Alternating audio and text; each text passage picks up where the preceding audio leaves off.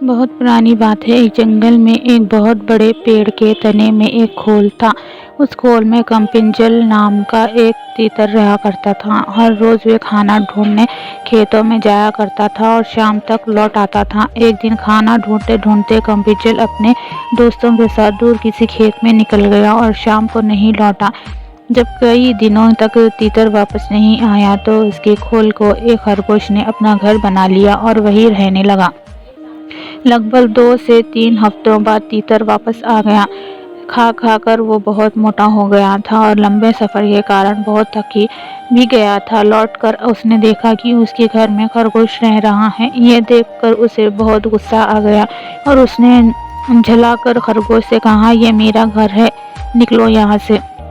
तीतर को इस तरह चिल्लाते हुए देख खरगोश को भी गुस्सा आ गया और उसने कहा, कैसा घर, कौन सा घर? जंगल का नियम है कि जो जहाँ रहा है वहीं उसका घर है। तुम यहाँ रहते थे लेकिन अब यहाँ मैं रहता हूँ और इसलिए ये मेरा घर है।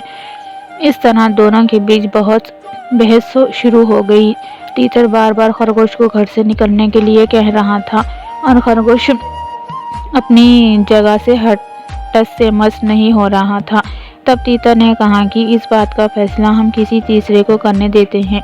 उन दोनों के बीच लड़ाई को दूर से एक बिल्ली देख रही थी। उसने सोचा कि अगर फैसले के लिए ये दोनों मेरे पास आ जाए तो मुझे इन्हें खाने का एक अच्छा अवसर मिल जाएगा। ये सोचकर वे पेड़ के नीचे ध्यान मुद्रा में बैठ गई और जोर जोर से ज्ञान की बातें करने लगी। उसकी बातों को सुनकर तीतर और खरगोश ने बोला कि ये कोई ज्ञानी लगती है और हमें फैसले के लिए इसके ही पास जाना चाहिए। उन दोनों ने दूर से बिल्ली से कहा, बिल्ली मौसी, तुम समझदार लगती हो, हमारी मदद करो और जो भी दोषी होगा उसे तुम खा लेना।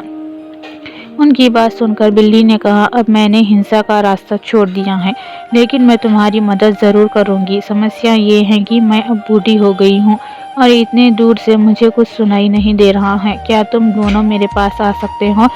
दोनों ने बिल्ली की बात पर भरोसा कर लिया और उसके पास चले गए। जैसे ही वो उसके पास गए, बिल्ली ने तुरंत पंजा मारा और एक ही झपटे में दोनों को मार डाला। कहानी की सीख, इस कहानी से हमें ये सीख मिलती है कि हमें झगड़ा नहीं करना चाहिए और अगर झगड़ा हो भी जाए तो किसी तीसरे को बीच में आने नहीं देना चाहिए।